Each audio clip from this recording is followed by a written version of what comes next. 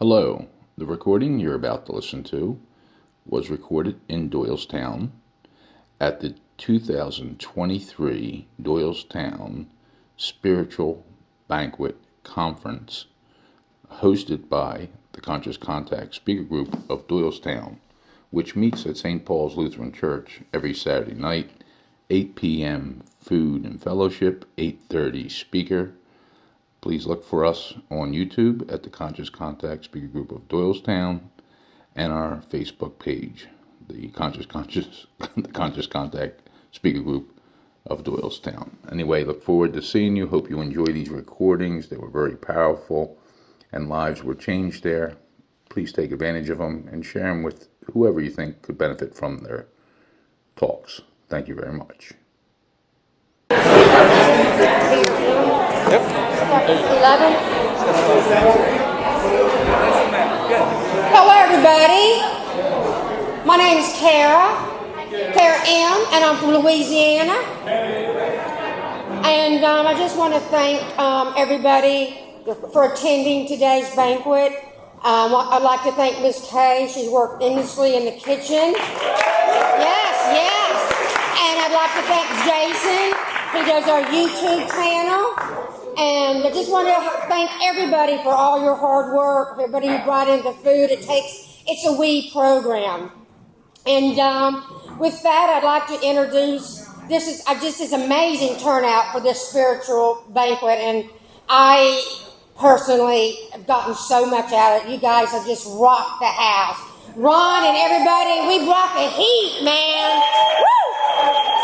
And with that, I'd like to introduce Peter M. He's coming up to do step 11. Let's give Peter M. a warm welcome.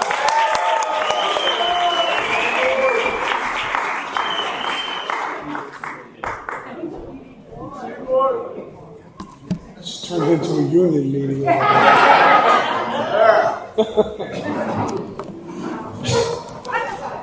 I'm supposed to be spiritual now. Hold on.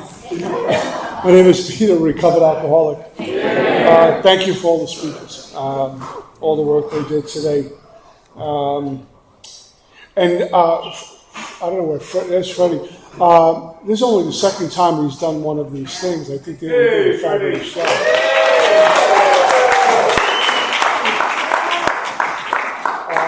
So my job is to talk about my Step 11 experience. You know, before I read this, there was a time, I love mechanics. After all these years, I still like the mechanics, still like learning, still like doing that stuff. Still love working with books, studying them. But there was a time on this journey where I got married to mechanics. And listen, I can't say it was a bad thing. I'm here today. But they can get dangerous. Because what you tend to do is start listening differently to speakers. You're not hearing the heart, you're listening, well, they misquoted something. They only did the inventory this way, I did it that way. And it becomes self-righteous anger and justified. And then you start to get tight with that, and you go into a meeting comparing. That doesn't mean I water down or have somebody else read my big book for me. The truth is the truth. But I had to be careful of that. And I'll tell you what, my experience is, it kind of sums up with the story. I was in, if I was in Louisiana, I was somewhere south. And because they sounded like you. By the end of the week, I was yawling all over the place. Mary and I go south. It takes her 5 minutes to say, how y'all doing? And when we're up in the Northeast, she's got to get deprogrammed because when we get home, she says, how you doing? So I had a Sunday morning talk, and they asked me to do a Saturday, afternoon 11-step talk. And I'm just sharing my 11-step. And when I get done, some cat makes a beeline towards me from the back with his big book. He had a soft cover rolled up. And he went up one side, down the other on me. He says, when you talk about meditation, that's Eastern philosophy. We don't do that in AA. You broke tradition, went on and on. And I said, thank you for sharing. Have a nice day. And Sunday morning, I do the talk, and I get done, and here he comes, making his way towards me with his big book rolled up, and he says, "You got a minute?" I said, "Yeah, can you sponsor me?" True story. And my buddy Chris from Texas was there, and we got a laugh out of that. Now, why I say that is, and this is not you might have a completely different experience, but a lot of my experience has been that I've watched folks get into our big book as needed and start to do what I do and marry the mechanics. And they seem to be in more conflict with other big bookers, and especially non-big bookers, than the folks who have a different flavor. You know, they go through the steps the way they go through the steps, and they're really chill at a meeting. They're not knocking big bookers, they're not knocking non-big bookers, they're just kind of having a good time with this. And I've been around, because I was attracted to that brand of AA for a long time. I still like it, but I look at it differently. All the big books get in a room, and it's a competition rather than a spiritual movement. And there's a lot of bickering. And when those guys come in with the 40 and 50 years who never opened the big book, oh, they're here, they're going to ruin AA. That's not a spiritual walk. It really isn't. In fact, how could I practice love and tolerance if I'm still full of me? I can't do it. I say I do it, but I really don't. Going live, I don't look like the guy who should be a result of these 12 steps. I am untreated with a lot of information, and I'm going to use it against you. And I don't know what I don't know. And some of those folks are in the same place. They're in the dark. When I lived in New Jersey, I remember there was a real old timer. Well, at the time, he was a real old timer. He had like 40 and change, 40 years sober. And to me, that was like, how do you even get that? And he was really all over the book. And his sponsor was sober like half that time. And he was about my age and in the book. And but they didn't pontificate. They didn't get on a soapbox. Here's what he would share often. He says, I was blind for a long time in Alcoholics Anonymous, wondering why I'm fighting with my wife and fighting with my boss, and I just can't get out of my way, and I'm doing 3 meetings a day, hoping to get something, and I bottomed out in AA, and I got my sponsor, and here's a guy my age at the time, a lot younger, maybe in his 40s, and I found a path through here, and I'm just so grateful about it. There's something in the book says, I forget where, I just want to keep talking about it. And that's what this guy was, to me, that's an awakening. And so I go through the steps, and it's about enhancing what was freely given to me. I know this sounds like false humility. It really isn't. I've done nothing for my recovery. I blew my life up. God gave me a spirit of, I used to say I surrendered. I didn't have that insight or power or ability to say, okay, I surrender. I quit a lot of times, but I couldn't stop starting. And so I go back again. And the little intervals, like really intervals, like a day, a few hours of not being around it, I was going to explode. So I go back and seek relief again until June of '88. And God pulled me out of that. I didn't have the ability to surrender. And when we get to that place, that bottom, there's a lot of bottoms, and there's the bottom. We don't really need to hit any more bottoms. We might crash and burn in here, but it's different than the bottom out there. And so that's what happened to me. In June of '88, in the back of an abandoned building, there's nothing left. I had come to the end of the road. I hit the wall. And I wanted out of this life for a long time, the drinking life. I didn't know how to get out. 7 treatment centers. AA would bring meetings in. I used to show up my first home group, the Free Spirit group, drunk. I knew this doesn't work, church doesn't work, therapy doesn't work, treatment doesn't work. And all those doors closed, and I'd never survive it again. But looking back on it now, perhaps God closed the doors, I don't know. But every one of those doors closed, which meant option gone, option gone, option gone, no wiggle room, and I'm stuck with me. And I know I don't work anymore. In fact, when Bill says that the courage to do battle was not there, I mean, I really identify with, I love the language he uses. It wasn't the courage to go out and party, have a good time. to do battle, and that's most of my career out there was battle. I had one fun drunk, the first one, and after that, it's been a mess. Lying, manipulating, scheming, conning people, getting caught, getting embarrassed, humiliated, then the arrests come. It just goes on and on and on. And I get to Alcoholics Anonymous. Now, when I got here, I didn't really believe God was interested in me. Maybe I'll go to him for my drink. I go to him for my drinking problem, but to do life and to be happy, I'm looking elsewhere. But I was attracted to it. And that happened at the Three Legacies meeting in Minneapolis. I would see these men and women looking impeccable and speaking from the podium, and I'm pinned up against, say, the back of the wall. I'm wearing my brother's clothes, and they're way too small. And the sneakers he gave me are too tight, like a size too small. And I'm squeezing into his pants, and it's freezing out, and I got like a windbreaker. You know those old members-only windbreakers? I'm wearing that, and an old sweater, and a T-shirt, and I'm not only freezing, but I'm embarrassed by my appearance. You know, I need a haircut, and I got a lint in my pocket. I mean, that's what was my net worth. And but I would stand in the back of the room, and I wanted to cry. I wanted to scream out, please help me. I wanted to just, please somebody come over and rescue me. I'm sober and I'm dying. But I listened, and God gave me those ears to listen. It was like this radar. They're trying to hook up. This one's trying to get a date. This one, I went right past it to the podium and listened as if looking back on my life depended on every word they were saying. I know it sounds like an exaggeration. We use that a lot in AA. But when you're in a place of desperation, you're grabbing onto anything. And these people would share, and I wanted what they had to offer. And I listened.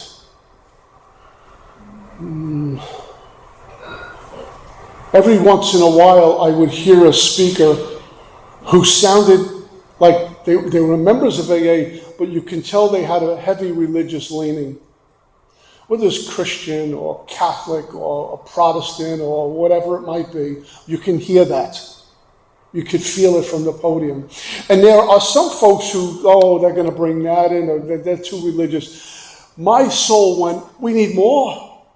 I wasn't afraid. I was intimidated because I don't know Scripture. I don't know church yet. I don't know this God yet.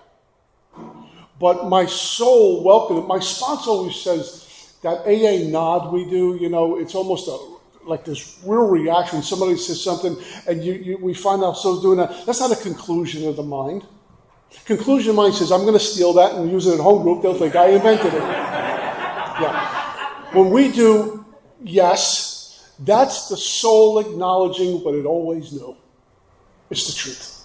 And that's what was happening, and I wasn't afraid of those folks, which was going to follow me right into Alcoholics Anonymous, albeit I wasn't an immediate practicing Catholic back then, but I listened to so much stuff that you could say is religious. In fact, the people I listen to now, there's a handful of AAs I listen to, my favorites. The majority of them have gone to the big meeting in the sky, to be honest with you. A ton of what I listen to are preachers, because they speak directly to this. I have a couple of favorites out there. One I got to meet a few months ago. And they speak, and I don't bring the religion in here, we have traditions. But that stuff is speaking to my soul. I can do a couple of hours of listening to these people and reading their literature. Because when we get to step 11, be quick to see where religious people are right, make use of what they offer. I'm mindful of our traditions in here. And I'm not going to force religion or church on anyone. That's your journey. But I know what mine is. And it's kind of like we say spirituality and religion are two different walks. And in a sense it is. And for some of us, they meet. And they marry. And overall, that's been my journey. And I still thirst for that. I still hunger for that. And my wife as well. We compare preachers to each other. We listen to our AAs. She has her favorites. I have mine. And I'll listen to them over and over and over again. Same talk, different talks. Occasionally, a new one crosses the board, and I'll listen to it. But there's something about the people that my soul likes that I just keep learning from. It's kind of like our big book. You know, if you've been around here a while, we read How It Works 1,000 times, and one day you say, I never saw this before. You know? So I'm mindful of that stuff, and I do have, I'll tell you on the front end, and none of this I do perfect. I want to be clear with you about that, but I do have a life of prayer, and I do have a life of meditation. I look to grow in understanding and effectiveness. I sit in the sacred silence to hear in darkness, to see, as I like to say in the morning. I'm up, by 5 I'm up, sometimes earlier. I'll share this. There's been times I've been awakened at like 3 a.m. and my first reaction, this is crazy. And sometimes I'll roll over and go back to sleep. But there's times I'm awakened at 3 a.m. and there's not a cloud on the horizon and I'm full of energy. I'm ready to get my day going. And part of me would say, you got to go back to sleep. You know, lunacy commission will be appointed for you. They're going to put you on medication. It's too early. But I'm up.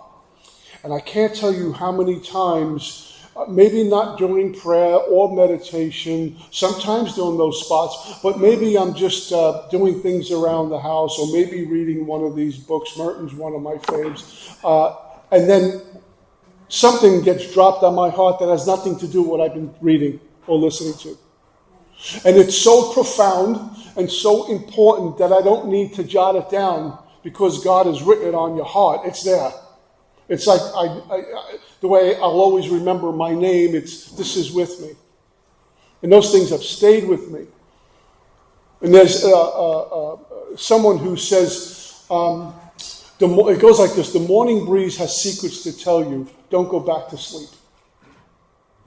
You know, if I'm up that early, sometimes I'll just crash out at 8, 9 o'clock. You know, I'll fall asleep early, and there's plenty of time to sleep. So I'm mindful of that stuff. There have been times I've been, I woke up at 3 a.m. and there were a lot of clouds on the horizon. We've had those. Financial stuff, job stuff. When my dad before he passed, he was getting sicker and sicker, and I'm tossing and turning, saying, any day the phone call is coming, and that kind of interrupts your sleep a little bit. And you kind of wake up a little hungover because you spent maybe 8 hours in the hospital the day before, and you wake up and it's still on you. So I know what that's like too. I just want to share this with you, and this is what the author writes. It says, the man who does not permit his spirit to be beaten down and upset by dryness and helplessness, but who lets God lead him peacefully through the wilderness and desires no other support or guidance than that of pure faith and trust in God alone, will be brought to the promised land. That's very powerful. No attachments to anything. And there's times when I'm going to be brought through the desert where I'm praying and meditating and I can't connect. I've learned when I'm in that place and I'm praying and meditating and I can't connect, my job now is to stop praying for other people. I think it's called like intercession, praying for other people. Even if they're doing good, pray for them anyway. Or if they're not doing good, pray for them. One of the prayers I've been praying for the longest time now is that God begins to heal, without giving him orders, the suffering in the world, the suffering in our country. There's a lot of it. It's polarized like we've never seen before. The whole planet is this way. We've got to pray for that. There's people that are suffering because of self-righteous people. Yeah? So I pray for other people. He will taste the peace and joy of union with God. He will, without seeing, have a habitual, comforting, obscure, and mysterious awareness of his God, present and acting in all events of his life. The man who is not afraid to abandon all his spiritual progress into the hands of God. How can I boast for what has been given to me?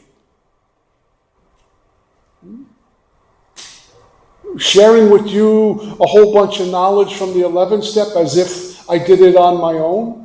It's been given to me. I said earlier, I did nothing for my recovery. I blew my life up. I came in here desperate, and you said, do this, and you'll get better. And out of desperation, which came from God, I did it. What did I do for my recovery? Worked hard for my recovery? I don't even know what that means. And I speak for myself.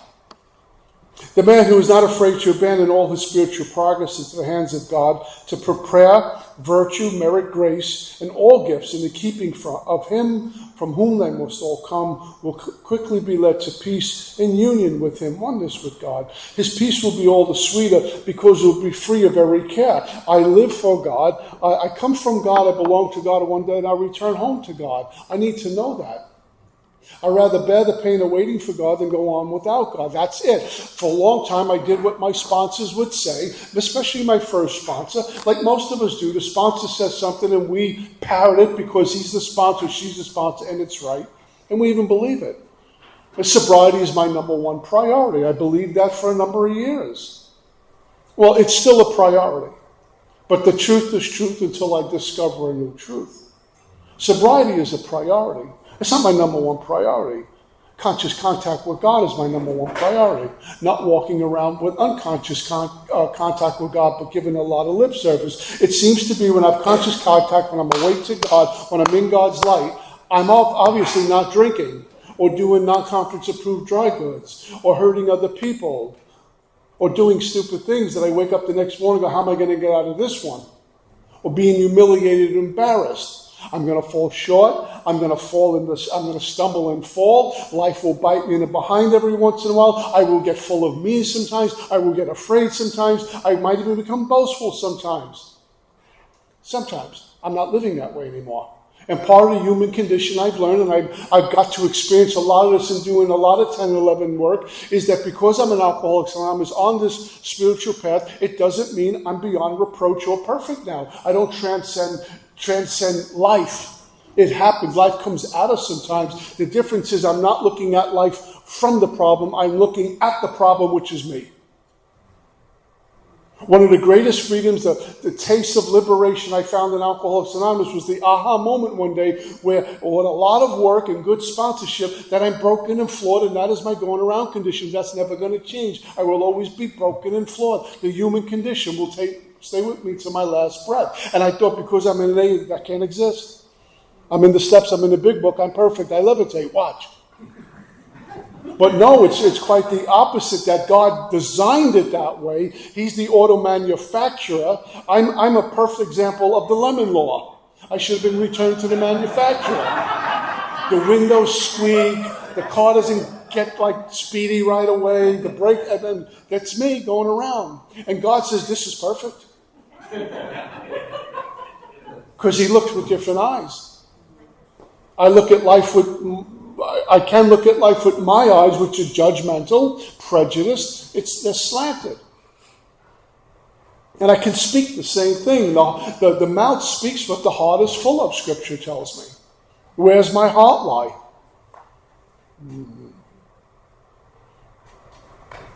So coming to terms with my brokenness and flawed character, it's not an excuse, by the way. Well, I'm broken and flawed. I'm in AA. I'm still working on it.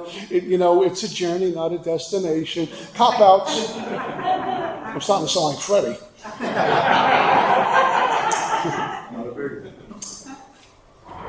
I have a responsibility. And I love the effect produced by God.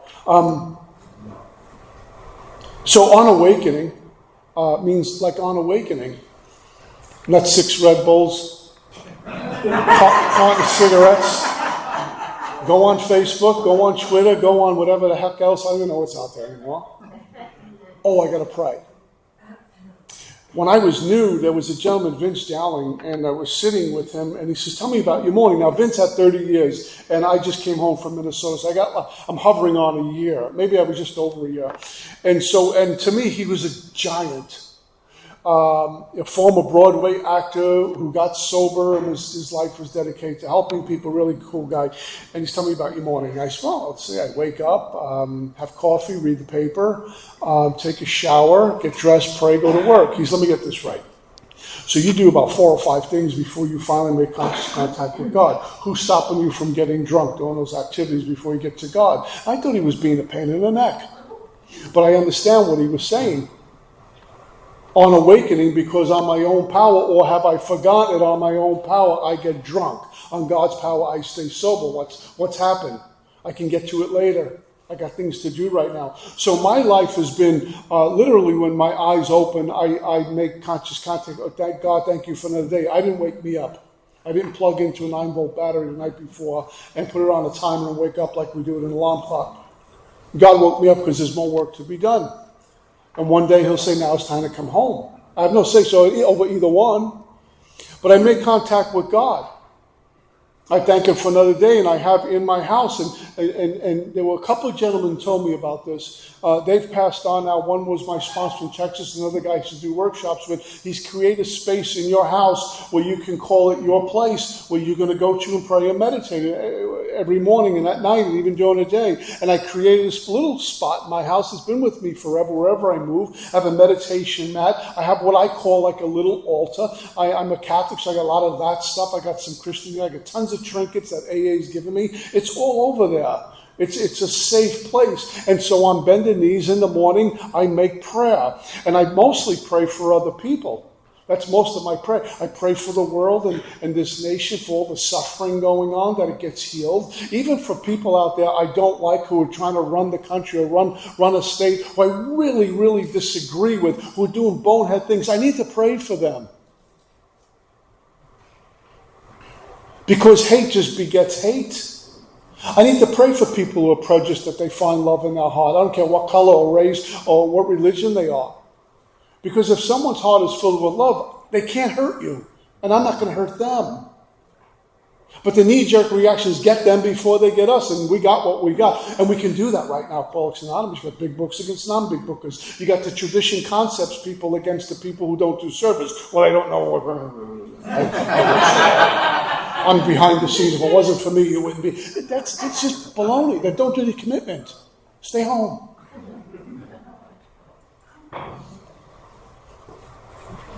And so I still work with the third step prayer, the 7-step prayer. I love those prayers, our serenity prayer and my Lord's prayer. And I don't petition that often. I can't say I never petition because maybe I do. I pray for family members. I pray for those who've passed. A lot of my prayers are for outside of me. And somehow I feel okay with me when I'm done. And when I'm done praying in the morning, I do a meditation. I have some anointing oil and some other things I work with. But I do sit in a meditation. Now, there was a time where there was a bunch of us, and it was a contest who meditated longer. I meditated a half hour this morning. I did 45 minutes. I've been in meditation for 3 months. I don't work, and that's all I do. And so now we got pride just snuck right in there, and it's a contest as if I meditated longer than you. You know, I'm more spiritual than you. That's not what we're doing. God's going, you got to go to work. The kids are crying. You know. So when I first started meditating, I had someone put me on a timer because if you begin to meditate, you'll touch how noisy we are when you first go to meditate. I didn't realize I was walking around with that much noise. They showed me a posture which was really important.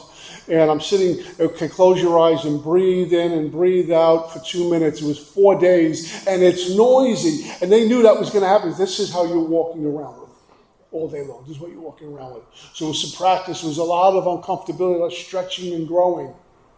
And I thought I couldn't think of anything, which makes me think more of something. It's kind of like, okay, the thoughts, okay, I'm thinking something else, come back to home base. It's just practice, no expert. And that morphed into, 5 minutes and 10 minutes, and I got into this thing where, quietly, I meditated a half hour this morning. You meditating? Just to drop that on you. And my when the sponsors do this? They don't do that anymore. And so now when I'm in meditation, I don't time it. I haven't timed it forever. Sometimes I'm in there a while. Sometimes it's 10 minutes. In doing, I succeed. I try to do at least 10 minutes. Now, sometimes when I travel at night, by the way, and we'll get to going during the day, just get the mechanics out of the way. At night, it says when we retire at night, we constructively review our day. This isn't about beating myself up. I can do that all day long. But constructively review my day. Meaning, I want to see where I missed the mark and what I can bring to God so I can get better. I can help people, maybe in the men's zone. Looks something like our 10 step. And there's been times where, I land in Fort Lauderdale. I'm traveling from maybe the West Coast or something. And I land in Fort Lauderdale. It's 11. One time we were delayed and we got off the plane. It was 2:30 in the morning because of delays and stuff. But maybe it's 11 o'clock or midnight. And in Fort Lauderdale, if you get off the plane at 12, your luggage shows up around 6 a.m. So you're going to be there for a while. And you get your luggage and you get in the car. It's about a 30-minute drive home. And the first thing I want to do if I'm traveling, I want to see my wife. I want to get the plane off me and shower. I want to eat a little snack. I want to go to sleep. I'm done. I did a whole week and I'm exhausted. And I would do that, so I'll pray tomorrow morning. Now, it's not that we just came home from work and just laid on the couch and we're playing with the kids and we fell asleep, woke up the next morning. That's okay. It was like, I don't feel like praying. I'm tired. I did a workshop. I'm going to go to bed.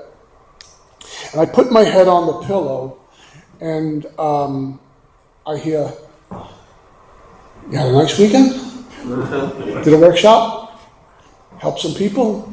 You got there safe and got home safe. Your belly was good. You didn't get sick over the weekend. Beautiful wife waiting for you.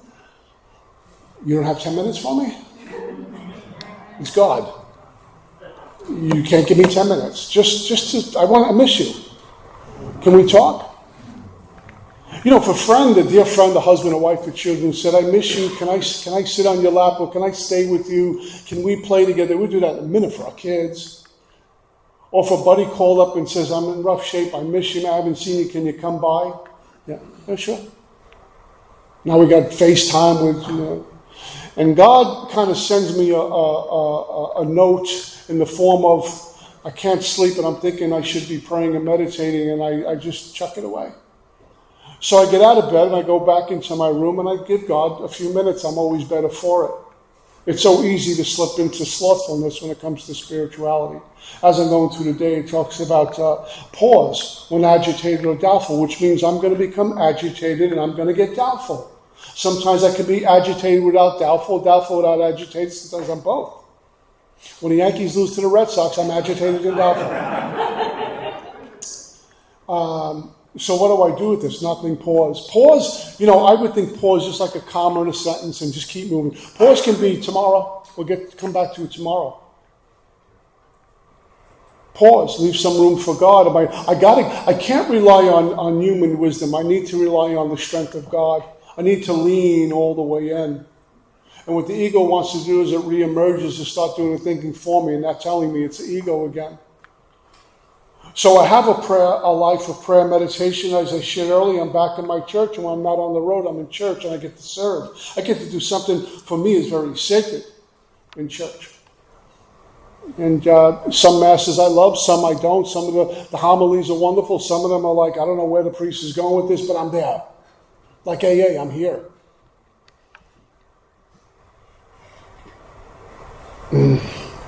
Okay, so things have been brought to me in this process. A couple of years ago, or maybe it was less than a couple of years ago, Mary and I were thinking about moving up to Tampa, Florida on a business proposition. We weren't too crazy about Tampa, but the numbers look good compared to the numbers where I was at the time. And we were in this flux. And we went up to Tampa twice, and we looked at some property and met with some folks. And I'm not lying to you. It was every hour on the hour. We're staying home. No, we're going to Tampa. We're staying home. No, we're going to Tampa. This was going on and on and on.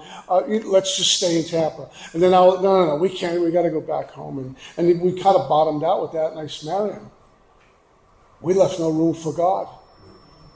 And we're in a hotel room in Tampa. We prayed together. And it was kind of like, let's see what God has. Let it come to us, which is difficult for me as an alcoholic. I got to grab. Let it just come to me. And the cards just show themselves face up. I'm not going to Tampa. Nothing wrong with Tampa, but the deal, I'm staying where I am, and I took a lot less money. But right now, it's my home where I live in Boca, or that part of Florida.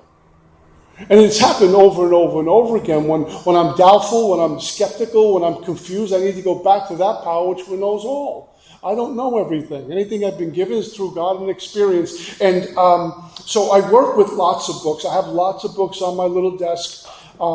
Tons of things I listen to, as I shared earlier. I gobble up books. I don't read them. I work with them. I learned that a long time ago, because if I read a book, I'll forget it. And now it's about having an experience and getting soul food. So I need to get Alcoholics Anonymous to soul food. I need to feed the soul. The soul always knows where to go, what to say, and what to do. I'm getting head food because I'm hearing stuff and I'm repeating it. Okay, that's great. But there's no transformation happening. I need to get soul food, and that comes from you. It comes from working with something, meditating on something, willing to be changed into something I don't even know yet. I don't know what's behind that door, but God has it open. I'm walking through. I want to go through that door, but God got it locked, so I'm going to wait. Both of those things are difficult, but the cross God put on my back, I need to carry joyfully. There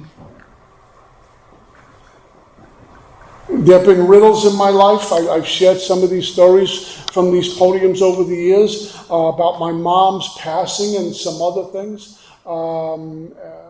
that were answered in a meditation. When the ground was fertile enough, God will do the growing. It's not my job. My job is to chop wood, carry water, plow the field, do all that stuff, and then go home and you plant some seeds, you water them. You go out the next morning, there's nothing. You water them some more and praying for sunlight, and a week goes by, you say, bad seeds. I did all I can. And then one morning you walk out and there it is, a flower. Well, who did that? Not me. And the same thing on the spiritual path. I chop wood, carry water. It's okay, God, it's yours now. Surrender, always surrendering, always in a place of surrender. And these things have happened to me twice that I can recall, life-changing, profound experiences for me that I walked away with something that goes, knowing that I'm known by my Creator, because the answer in this meditation was too precise. It wasn't a general answer. It just fit the story too perfect. And it came unexpectedly in the practice of meditation. Let me offer this. If someone's not meditating in this room, God, you're missing so much. You go for the appetizer when there's a steak waiting for you and you're walking out on it. And the distance we can go and the depth we can experience through the sacred silence to enhance this experience. And it's not something that even to talk about, just the whole walk changes. I'm traveling a lot lighter, the walk changes. And if the walk is changing, meaning my actions, meaning the language is going to change. And there's that God gauge in you, like you're leaning too far here and you're swaying too far there. And it keeps me on a very narrow path. Most folks want to walk, maybe not in here, but most folks want it like the wide path, because you get away with a lot and do whatever you want. It's instant gratification on the wide path. God's calling for a very narrow road, which means it's no longer on my terms. However, walking a narrow road, I get to experience God's bounty. I get to experience the allness of God in a very narrow road. After all, I like the narrow road. I can't see walking on the wide road. I can't be spiritual here and a gigolo out there. I can't be spiritual here and an embezzler out there. It doesn't work anymore. I can't wear those clothes. They don't fit. And that's how God arranges it. So I pray. We pray. One of the coolest things that's happened organically when we're not praying together, we'll sit in the morning with the first cup of coffee and we'll talk about if God laid anything on us that morning. How was prayer? What happened? Marion calls it as Pete sees it. Sometimes some incredible things has happened to her. And sometimes I'll share with her what happened to me. It's sometimes just a prayer meditation. And what that morphed into is us sitting down in the morning discussing our day. We consider our plans for the day. We ask God to direct our thinking. I need to be divorced from me. Self-pity, dishonest, and self-seeking was I need to get out of the way. And we'll talk about our plans for the day. And almost often at night, we'll flush out at night, meaning maybe 5 or 6 or 7 o'clock. Anything that went on during the day, we need to clean up. Not necessarily with us, but just during the day. Work stuff. That AA member who won't stop sharing. That kind of thing. Or what meeting we're going to go to. Finances. And that keeps the eraser board nice and clean. So we can meet on common ground. what's the cool thing about what we do in here, it's contagious. God's contagious. My brothers aren't alcoholics, but they like going to church. They're involved in Coda and Al-Anon. They've been involved in therapy, and they pray. They have a life like that. Maybe not what we do in here to the extremes we do, well, because we have to, but they got attracted to what I was doing. My youngest brother says, "What's this inventory thing?" He got a big book. He really loved reading inventories. He show me how to do it. I remember sitting in my car with a notepad showing how to write inventory. He thought it was like the most incredible thing to get free. We are sure our way of life has its advantages for all, our book says, yeah?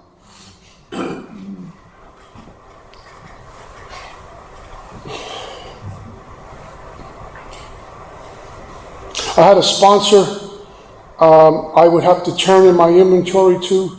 He called them 10 steps. I would let him know if anything happened at night with meditation. And I might as well share this and get out of your hair here. Because I was talking about Mark earlier, so I'll bring him up again. He was in town again to do fellowship for the Spirit New York with Joe Hawk. And I had been working with prayer meditation for a while. A number of years, probably by now, maybe 12 years, whatever the heck it was. And I went into, like every morning, a meditation, no timer, just going into the sacred silence. And sometimes in meditation, we go into meditation, I know I'm meditating. Okay, I'm sitting, I'm breathing, and okay, it's time to leave. And every once in a while, we go to this middle spot. And it's probably a fancy name for it. But we can't make ourselves go there, but rather take in there. There's no time. There's no day. It's another place. And at that point, we don't know I'm having an experience. We become part of it. We're not even in the room. We're not conscious of the room that we just were sitting in, if that makes any sense. Taken. And I'm sitting in meditation, and I see a statue of a woman holding an infant, like a mama would hold her baby near her breast like this. And she's holding this baby. She's dressed like with ancient clothes. I didn't know what it was. And some meditation, interesting picture. Come out of meditation, okay, go about my business. Next day I go into meditation, and this thing happens again. And this woman holding this baby gets a little bit more clearer, like going to high def now. And somewhere on the third or fourth day, kept repeating, this statue became human. It was flesh. It was real. And in the meditation, I'm given some directions to go visit someplace without words being spoken. And I remember when the meditation was over, the room I was in, it was a small room that I would meditate in, was immersed in, it smelled like I walked into a florist, more specifically roses. There was a bouquet of roses, a scent, very powerful. I said, I don't know what that is. I don't know. Maybe it's my cologne. I don't know what to think of it. I knew nothing about the significance of it. God's just so cool the way He works. I'm completely in the dark about this. And so I go see Mark, and he says, I had something happen to me the past few days in meditation, and I got these instructions, and I don't know if this means anything. It was really funny, Mark. I says, the whole room smelled of rose. He says, stop. Let's go in the next room. He says, what happened? He explained to me the significance of this, which I was completely in the dark about. He says, don't tell anyone. You'll talk it away. They'll talk you out of it. A la Silky and Bill Wilson. And he was leaving the next day for Texas, and he called Joe. Joe was in the back room. Joe, come out. He's told Joe what happened. Joe says, we're going tomorrow. Pick me up. And my instructions were to go to South Brooklyn in this meditation, Red Hook, Brooklyn. And the corner I was told to go is Van Brunt and Walcott Street. Van Brunt and Walcott Street, I was 3 years old. My mom, what I know now, had a nervous breakdown. It was messy. And I was 3, and we lived up above a luncheonette, Mike's Luncheonette, and Mike was a family friend, and I'm standing on a corner. My mom's punching a wall. She's in hysterics. She's having a nervous breakdown. Remember the old Cadillac ambulances? They backed up on the sidewalk, and they'd taken my mom, and I'm frozen in fear. Mike covered my eyes. And the next thing I remember was being in a hospital, and I happened to peek. It was about where that exit sign door is. I happened to peek there, and my dad's in there with my mom and some doctors. And all I can remember, the way I interpret is, my mom's wearing a funny jacket, a coat. And she was in there for a while, another psych ward, the whole nine. And my grandparents took me home, and it was just messy. And so in this meditation, I got to go back to Van Brunt and Walcott Street to visit this spot. Now, there was some AA members who said, oh, leave the past alone, the past is dead, and that kind of stuff, which I get. God says, no, we're going to go back there. We got to do some healing. And so Joe Hawk goes with me. And on the way down there, we were in Staten Island. We're driving all the way to South Brooklyn. He's talking about, do you have any amends you need to make? We're talking about amends like this. He said, anything to your mom? I said, I was 3 years old. I don't know. He said, let's see what God has. When this event took place, I had one brother, Johnny. He was about maybe 2 years old. And there was me, who was 3. And my brother Anthony wasn't born yet. And my brother Johnny would be left in the crib while my mom would be passed out. And sometimes my dad would be arrested for some of the things he was doing. Or out at the clubs, not nightclubs, those members clubs you see in the news. He'd be there playing cards or just doing his life. And my brother John and I would, oh, jeez.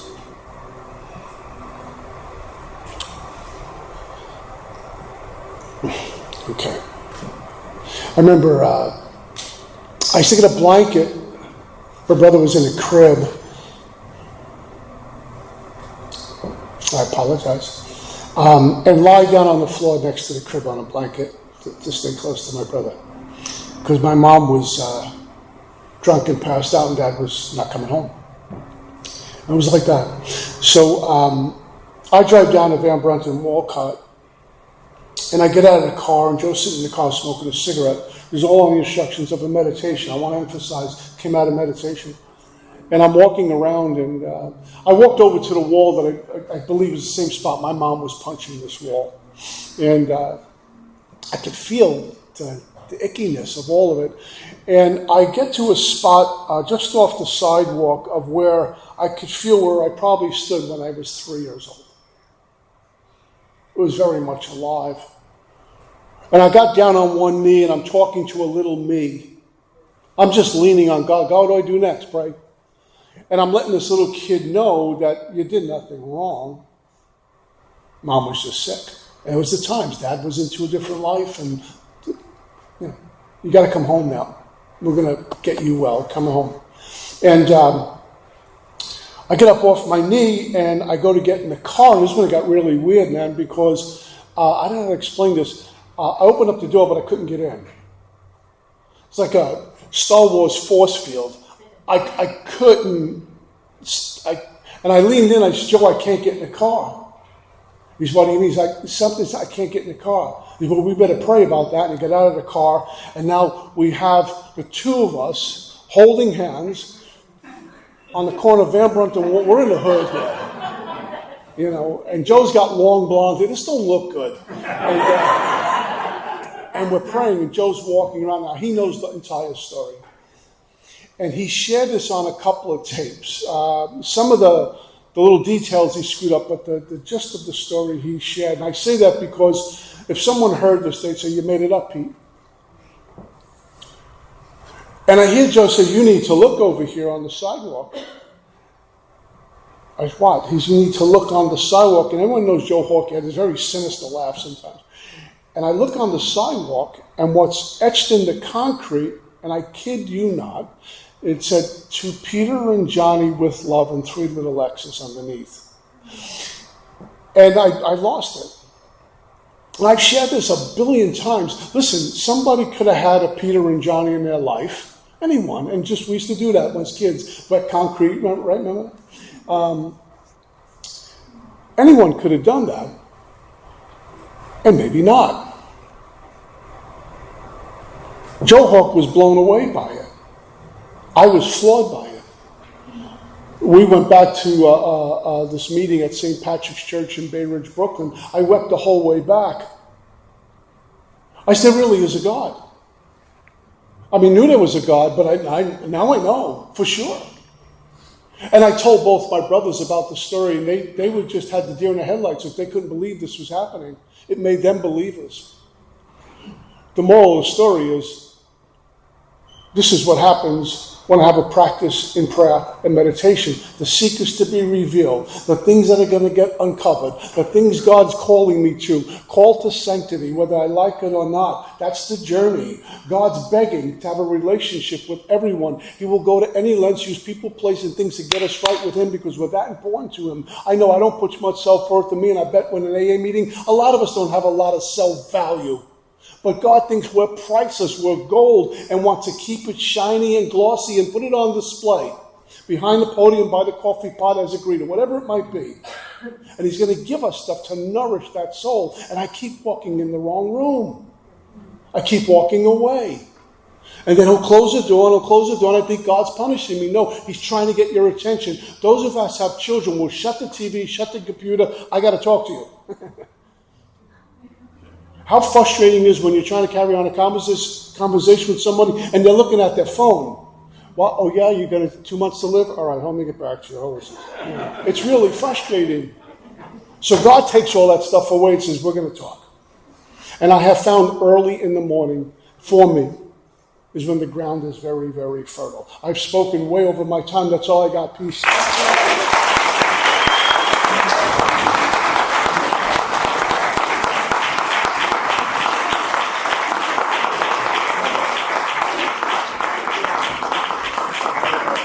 Good afternoon, everyone. My name's Brian. I'm an alcoholic. I want to thank Peter again for coming up here, sharing his experience with the Hope on Step 11. We will do a 10-minute break, and then we'll start back up with Step 12.